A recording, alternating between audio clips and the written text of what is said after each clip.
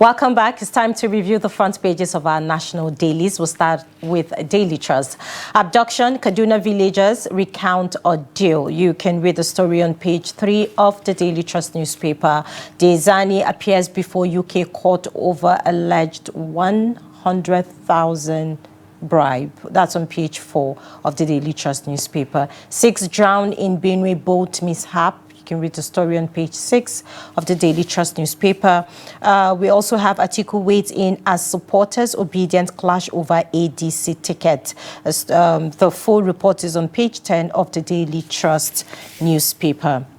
11 killed in Edo auto crash, and that's on page 6 of the Daily Trust newspaper. PDP court dismisses Anyawu's suit after withdrawal. That's on page 11 of the Daily Trust newspaper. Varsity students commit suicide over losing 600,000 naira to betting. That's on page 17 of the Daily Trust newspaper. Grab yourself a copy and stay informed.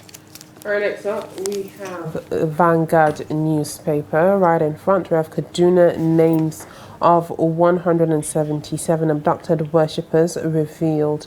177 abducted, 11 escaped. CSW N Group reveals police situation report confirms abduction. Attack occurred 1 week after 2.6 million naira ransom was paid for release of some villagers.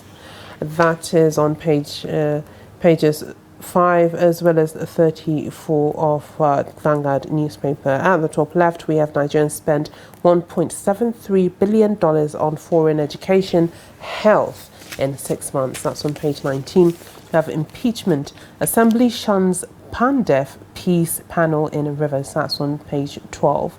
PDP crisis. Court dismisses Anyawu's case against INEC, Damagun and others. That's on page 9. We have Davos. Federal government targets less borrowing, more investment, says Wale Edun. That's on page 9 as well. At the bottom, we have fire raises commercial building in Ikeja Computer Village.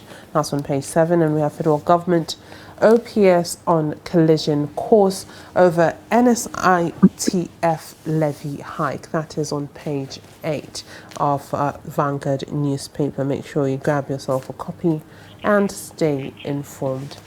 Now, joining us to review the front pages of our national dailies is former news director, Voice of Nigeria, Ben Shamang. Good morning. Thank you for joining us this morning. It's been a while we had you on the show. Well, it's been a while, really, but all the same, we are one in this. Absolutely. Okay, so let's start with Daily Trust.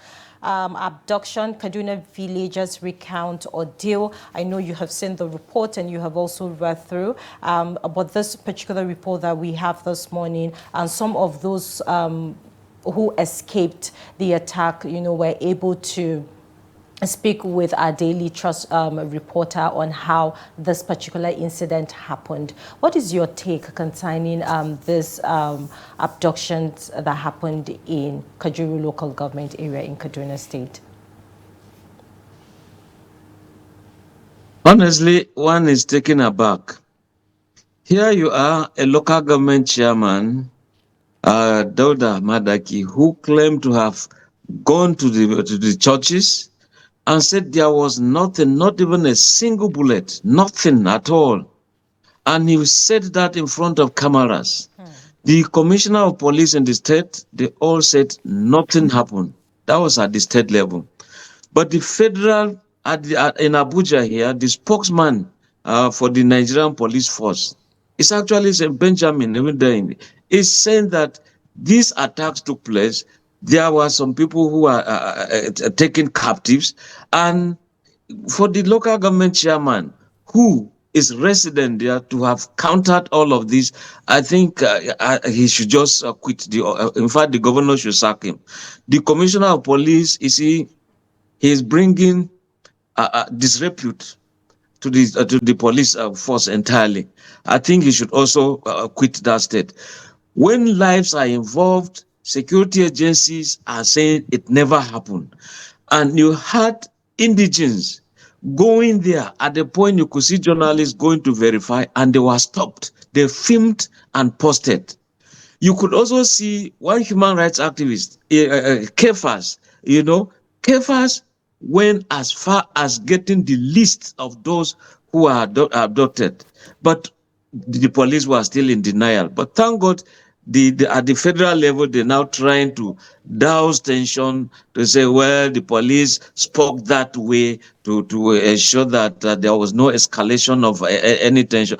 While the community is fighting anybody, these were worshippers who were worshiping God, and they were simply under attack. Also, and for these things to have happened this way, and I thank Daily Trust, they went in depth to also do their own investigation, met family members, and that is today is also responsible for why the police force headquarters decided to counter what the commissioner of police said, what the local government chairman said, and that is good.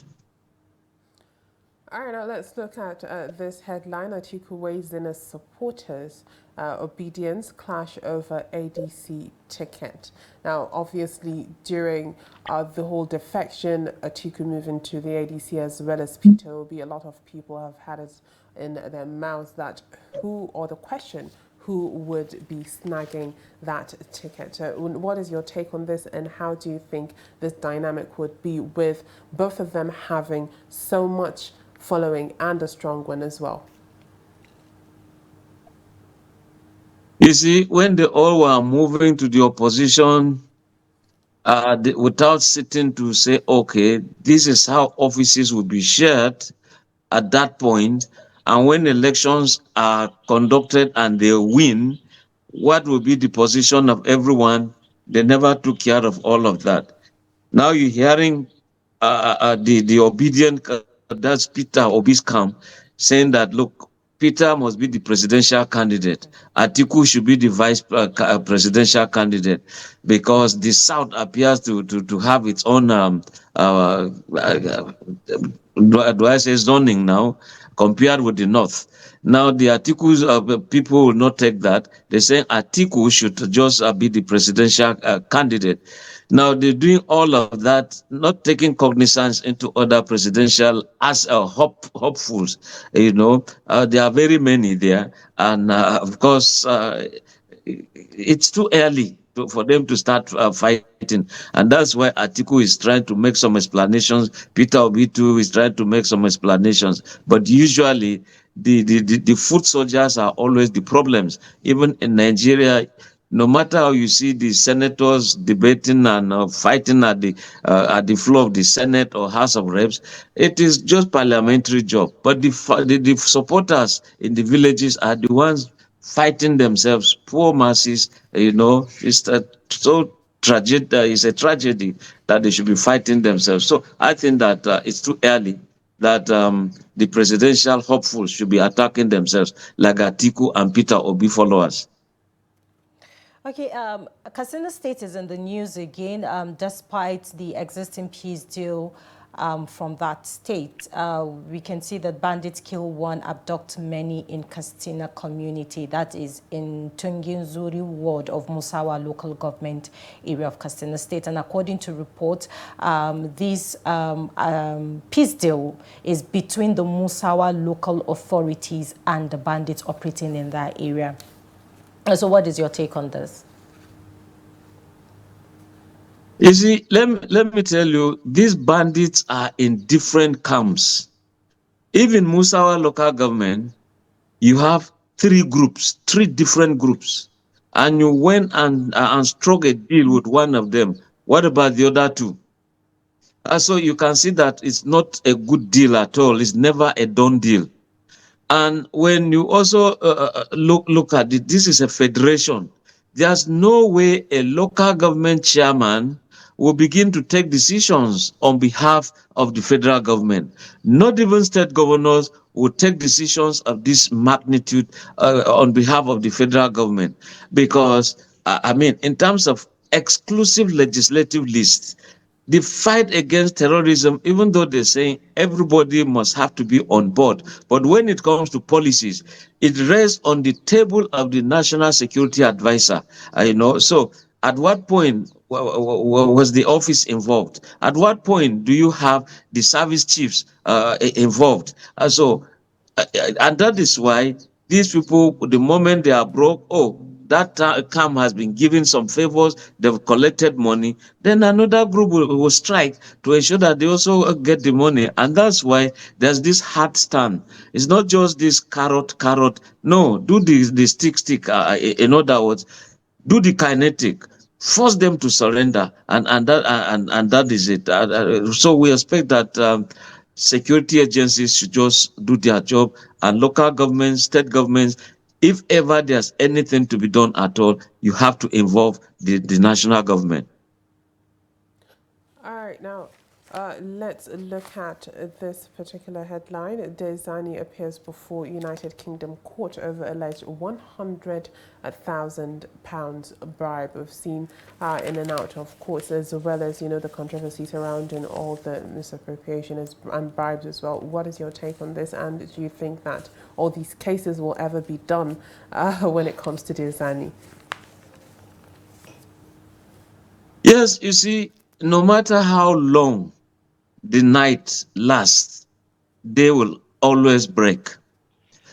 No matter how long cases last in court, a time will come that there has to be judgment, because the cases have not been withdrawn. They are always there, whether in abeyance, but one day someone will wake them up.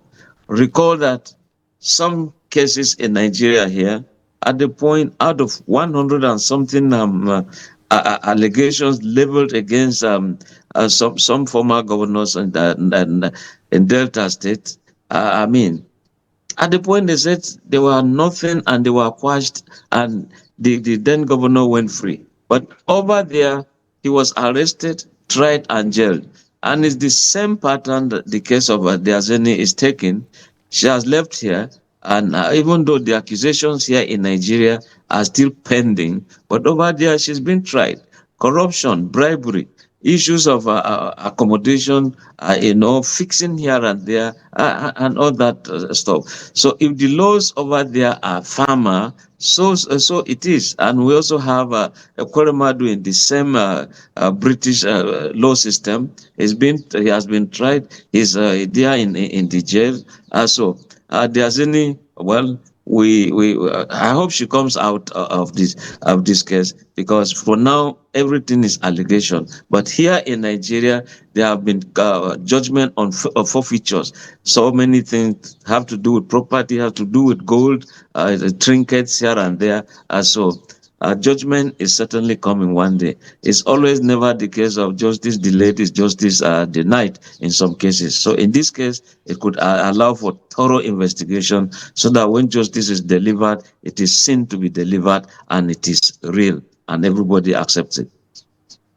Quickly, Mr. Ben, before we go, there's a story here. Varsity students allegedly commit suicide after losing 600,000. I wanted to say 600,000 naira, excuse me, to betting. What is your take on this? Because, you know, betting has been one very huge problem when it comes to Nigerian youths. But funny enough, not just Nigerian youths, we still have some full-grown adults, you know, that engage in betting. What is your take on this? Honestly, if you go to some campuses, you will find these students doing betting, bet Niger, bet this and all that stuff. You know, some people want to, the little they have, they want to use it to do betting, to kind of live like the big boys around, And the initial stage, yes, you have won. Oh, you plow it into the system again. Oh, you have won. You plowed it into. But there are some people who could be manipulating over there. When they've now seen that you have this huge amount, at that point they defeat you, and you left with nothing. And probably you decided to meet some lenders who borrowed you money, and in the end, how do you pay?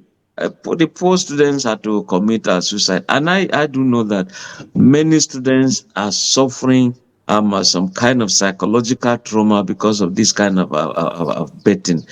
They think that if they go there, is a kind of an investment. The authorities should check all of that, even though they said betting is legal in Nigeria. But if psychologically it's going to affect students, they should just ban the students from doing it. I don't think it's going to be anything human rights that they have to, because if you look at what it takes to take care of them, it's more than what society is losing. All right, thank you very much, Mr. Ben Shamang. We're out of time. Thank you for reviewing the front page of our national dailies this morning. Thank you. Thank you for having me. All right. Now, with that, we've come to the end of Daybreak right here on Trust TV. Make sure you tune in tomorrow morning at 8 a.m. As always, so you don't miss out on engaging and interesting conversations. As always, thank you to all our viewers, our callers, those that contributed to the show, as well as our guests as well. I am Habwa Adamikiawa. Thank you for watching. And I am Mimuna Bagudu. Follow us on all of our social media platforms and subscribe to our YouTube channel for more news. And make sure you tune in tomorrow morning.